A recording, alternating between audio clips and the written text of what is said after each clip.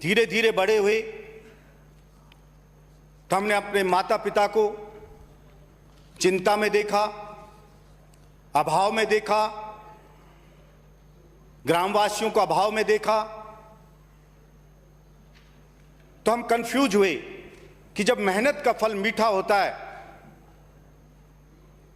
तो भला इतनी मेहनत करने वाले लोग फिर भी क्यों चिंता में, क्यों अभाव में हैं, क्यों कर्जे में हैं। फिर हमने सोचा कि शायद जो नेता लोग हैं वो शायद इनके पक्ष के नहीं होंगे। थोड़े से बड़े हुए, टीवी देखने लगे, अखबार पढ़ने लगे, चुनाव के पोस्टर देखने लगे।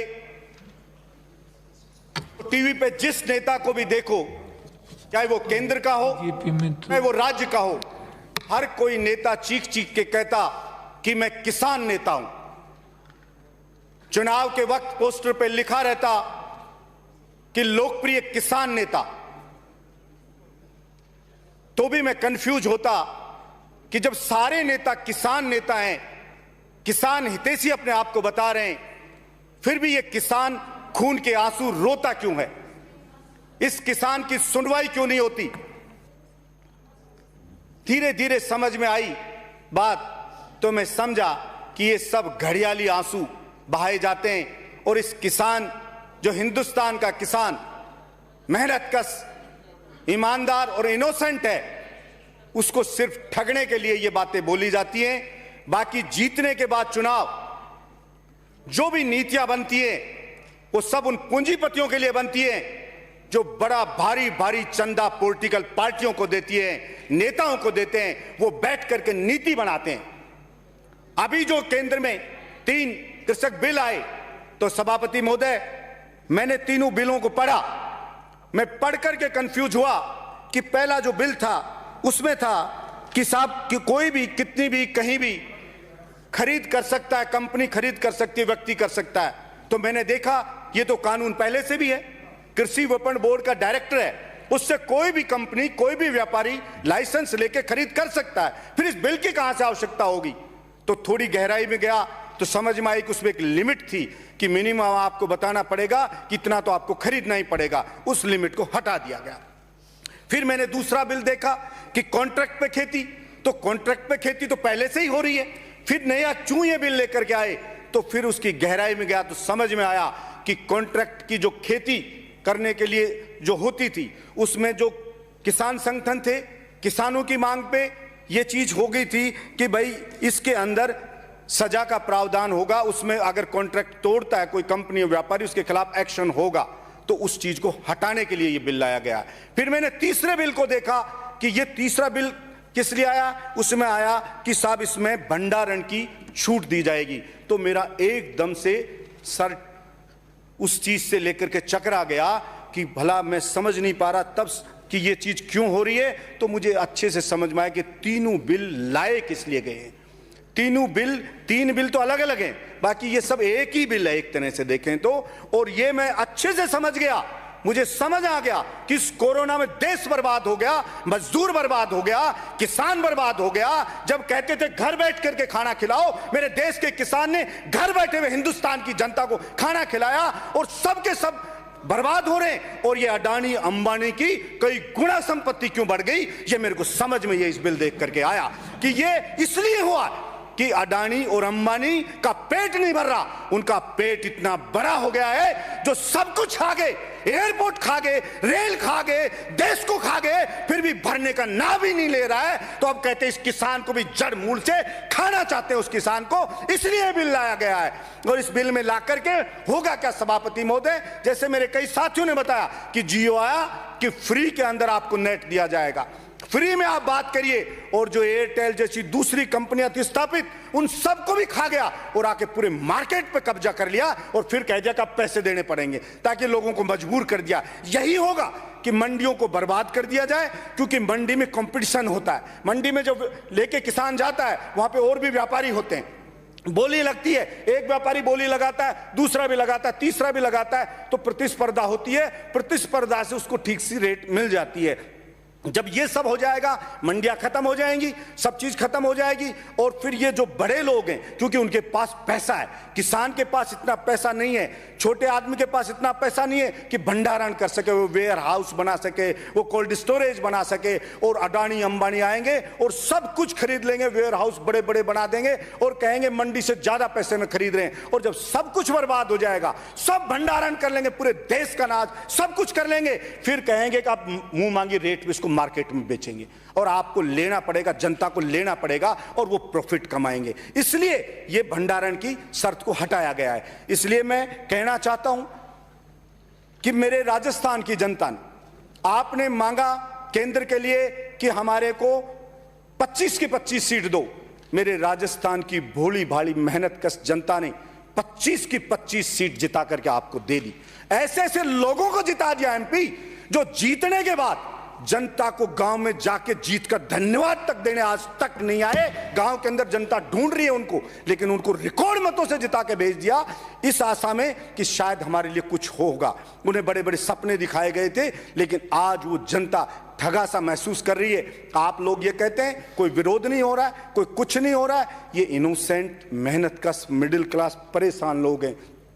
2 जून की रोटी कमाने के लिए दिन रात भाग दौड़ कर रहे हैं। छोटे छोटे किसान हैं, 2 बीघा 4 बीघा का, चिंता में बेटे की फीस कैसे भरूं, बिजली का बिल आ गया, बिल कैसे भरूं, वो संघर्ष में जुटा हुआ है कि मेरी इज्जत को कैसे बचा लूं। आप उससे सड़क पे आके कहते हो जंग लड़के बता, अरे भाई आप पावरफुल लोग हो, वो बेचारा आपसे नहीं लड़ सकता, जंग नहीं लड़ सकता, लेकिन इसका मतलब ये नहीं है कि वो आपसे जंग नहीं लड़ सकता तो उसकी गर्दन काट दी जाएगी, नहीं कटने दी जाएगी उसकी गर्दन। और आपको वहम हो सकता है, वहम हुआ था नंदवंश को भी कि कोई ये चाणक्य जो आया है ये मेरे सिंहासन को नहीं हिला सकता, ये चंद्रगुप्त है ये मेरे सिंहासन को नहीं हिला सकता, लेकिन उनको धूल चटा के मिट्टी में मिलाया, इस बात का इतिहास गवाह है। इसलिए किसी भी व्यक्ति को यह अहंकार नहीं होना चाहिए और किसी भी व्यक्ति को कभी शरीफ आदमी को कम करके नहीं आंकना चाहिए, क्योंकि मेरा मानना है कि जिस दिन शरीफ आदमी, मेहनतकश आदमी, ईमानदार आदमी, जिस दिन वो जग गया और जिस दिन उसने ठान लिया लड़ने के लिए,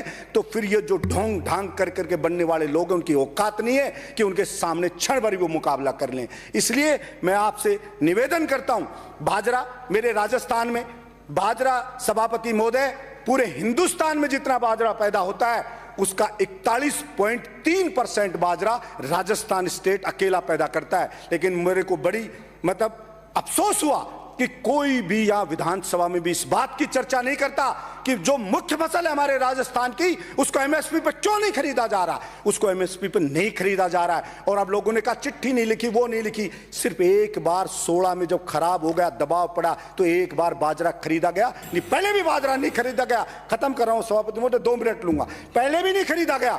इसलिए कोई कभी इस बात की किसी एमपी को मैंने आवाज उठाते लोकसभा में नहीं देखा कि वहां पे वो कहते कि राजस्थान में बाजरे की फसल है उसको एमएसपी पे खरीदा जाए।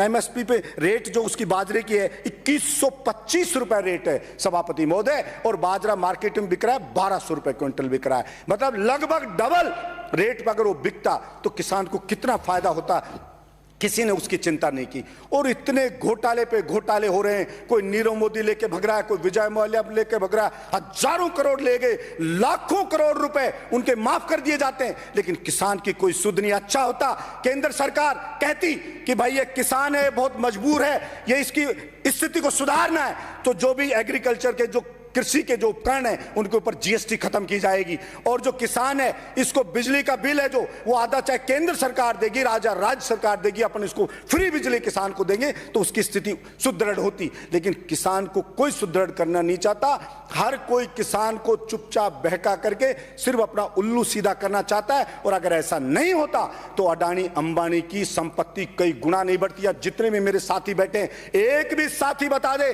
आपके आस पड़ोस, आपके मित्र रिश्तेदार में किसकी संपत्ति साल के अंदर बढ़ी है, कोई भी बता दे। हर आदमी की संपत्ति गिरी है, हर आदमी बर्बाद हुआ है। फिर अडानी अंबानी में कौन सी चीज है कि उनकी संपत्ति कई गुना बढ़ती जा रही है? ऐसा कौन सा वो कहां से पैदा हो गए कि सब कुछ उनका बढ़ता जा रहा है? लेकिन मैं समझाऊं कि सरकारें नीतियां ऐसी बनाती है कि उनको मालामाल कर दिया जाता है और गरीब आदमी, मेहनत का आदमी के खून को चूस लिया जाता है। नोटबंदी हुई थी सभापति महोदय, तो सपना दिखाया गया था गरीब जनता को, मेहनत कर जनता को, कि नोटबंदी होने के बाद में अमीर और गरीब के बीच की खाई पाट दी जाएगी, अमीर और गरीब बिल्कुल बराबर हो जाएंगे। लेकिन उस नोटबंदी को बंद हुए इतना समय हो गया और उसके बाद वो गरीब की तो बावड़ी नहीं, वो गरीब तो बेचारा और गरीब होता चला गया और कुछ बर्बाद होता चला गया और अडानी और अंबानी की संपत्तियां कई गुना बढ़ती चली गई। इसलिए उस जनता के अब समझ में आ गया है कि वो नोटबंदी किस लिए की गई थी। इसलिए मैं आपके माध्यम से मैं प्रार्थना करता हूं, मैं तो विपक्ष से भी प्रार्थना करता हूं, प्रधानमंत्री जी से प्रार्थना करता हूं कि मेरे देश की इमोशनल जनता ने आपको अपेक्षा से कई गुना ज्यादा समर्थन दिया है। आप उनकी भावनाओं से नहीं खेलें और जो आपने कानून बनाया ये गलत बनाया है और आपको लग रहा है कि जनता समझेगी नहीं, मेरे विपक्ष के साथियों को लग रहा है कि जनता समझेगी नहीं, लेकिन आप गलत फहमी में, ये जनता सब चीजों को समझेगी और इस आने वाले उस खतरे को आप देख लीजिए। नहीं देखा तो आगे जो होगा जनता के साथ, वो आने वाली पीढ़ियां हमारे को माफ नहीं करेंगी कि ये काला कानून बन रहा था लेकिन किसी ने विरोध नहीं किया। इसलिए हो सकता है मेरा बोलना, मेरा प्रयास, मैं चाहे आंदोलन करना पड़ा तो वो भी करूंगा, मेरा प्रयास हो सकता है सागर में एक बूंद के जैसा ही हो, लेकिन मैं फिर भी करूंगा। मैं उसी चिड़िया की तरह करना चाहता हूं। जंगल में एक बार आग लग गई तो एक चिड़िया चोंच में भर भर के पानी लाके आग के ऊपर डाल रही थी बुझाने के लिए। दूसरे जानवरों ने पूछा आग इतनी भयानक है और आप चिड़िया जरा सा पानी ला करके इस आग को कैसे बुझा दोगे? तो चिड़िया ने कहा कि मैं जानती हूं हो सकता है मेरे कहने से आग ना बुझे, लेकिन जब भी इतिहास लिखा जाएगा कि आग लगी तो किस किसने बुझाने का प्रयास किया, तो मेरा नाम आग बुझाने वालों में लिखा जाएगा।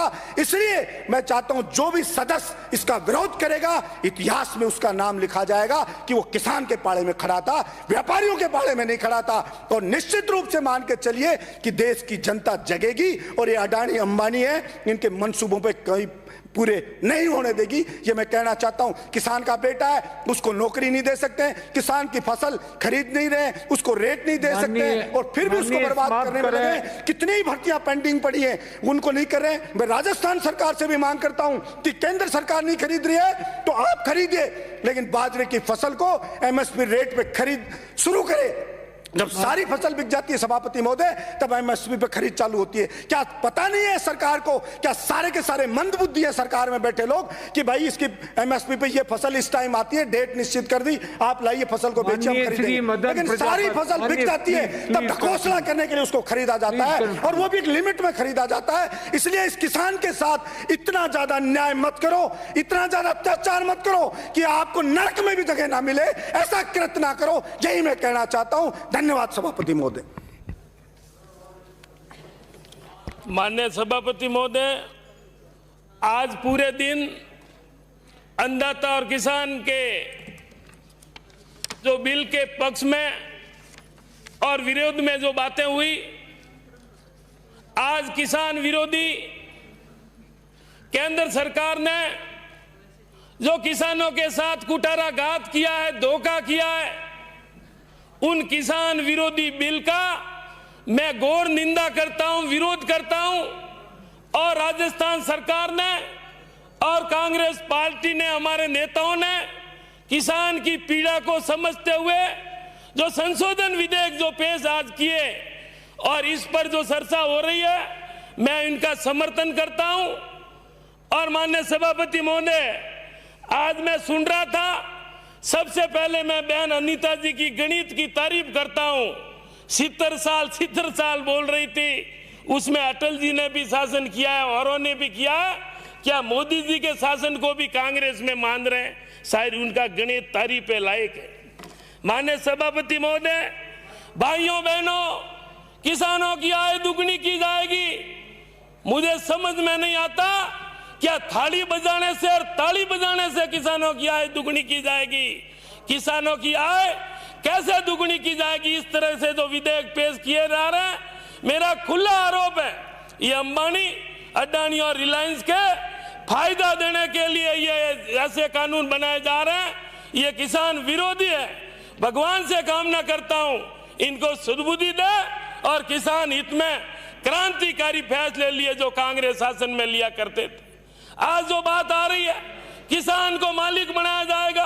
किसान को मालिक जब देश आजाद हुआ, कांग्रेस के शासन में नेहरू जी से लेकर स्वर्गीय इंदिरा गांधी जी ने किसान को खेत का मालिक, जो जमीन का मालिक अगर किसी ने बनाने का काम किया है तो आज कांग्रेस ने किया है। आज मैं उन महान व्यक्तियों को याद करता हूं, राष्ट्रपिता महात्मा गांधी और सरदार पटेल, जो गुजरात से दो महान व्यक्ति, उन्होंने आजादी दिलाई और अंग्रेजों को भगाया। आज गुजरात के लोग, आज व्यापारियों और पूंजीपतियों के इशारे पर एक केंद्र सरकार कठपुतली बनकर नाच रही है। रेल उनके हाथ में, हवाई जहाज उनके हाथ में, बंदरगाहें उनके हाथ में। मैं पूछना चाहता हूं कि जब 26% एफडीआई लाई गई, घोर हल्ला मचाया गया, घोर विरोध किया, देश को बेचा जा रहा है। आज क्या वर्तमान हालत है? आज मनमोहन सिंह जी की जो बार बार तारीफ कर रहे थे, उन्होंने किसानों के समर्थन में ये कहा था, तो क्या हम भी तो कह रहे थे मनमोहन सिंह जी ने जो अच्छा शासन किया, और आज बार बार ये भी बात आ रही है 60 साल किया 60 साल में जो कांग्रेस ने शासन किया, और आज 7 साल में किसान और आम जनता अंगुलियां ऊंची कर रहे हैं कि भगवान इनसे छुटकारा कब मिले। आज एक बात और भी आ रही थी, जो हमारे वरिष्ठ नेता आदरणीय राठौड़ साहब कह रहे थे, आपको क्या अधिकार है, आपको क्या अधिकार है। अरे राजस्थान में, राजस्थान की विधानसभा को अधिकार नहीं, तो क्या दिल्ली में बैठी स्मृति ईरानी को अधिकार है? राजस्थान का अधिकार हमारी राजस्थान की जनता के हित में फैसले लेने का अधिकार है, तो राजस्थान की विधानसभा को। माननीय सभापति महोदय, एक माननीय विधायक जी जो शर्मा जी कह रहे थे, आपके क्या हाथ में राज्यपाल जी के साइन होंगे, राष्ट्रपति जी के पास जाएगा। अरे भाई, हम ही जानते हैं ये लोकतंत्र है। लोकतंत्र में जो किसी एक व्यक्ति ने कहा कि जो मैंने कह दिया वो सही है, ये जरूरी नहीं है। ये लोकतंत्र में हम ही जानते हैं प्रक्रिया के तहत जाएगा। क्या आप पहले कैसे कह सकते हो कि ये कानून का रूप लेगा या नहीं लेगा? इससे हमें शक जाहिर होता है, क्या आपके हाथ में है या आप कोई लोकतंत्र कानून आपकी जेब में, या राज्यपाल जी आपके इशारे पे साइन कर रहे हैं? ये हमारा खुला आरोप है। आप पहले कैसे विधानसभा में कह सकते हैं कि ये कानूनी रूप लेगा या नहीं लेगा? ये हमारा खुला आरोप है कि आप लोकतंत्र की मर्यादाओं को हनन करने का जो काम किया जा रहा है। माननीय सभापति महोदय, आज जो अंबानी और पूंजीपतियों की कठपुतली बनकर आज जो माल कहीं भी बेच सकता है, आज किसान 50 किलोमीटर दूर जाने से डरता है, कहां जाएंगे, बिकेगा नहीं बिकेगा।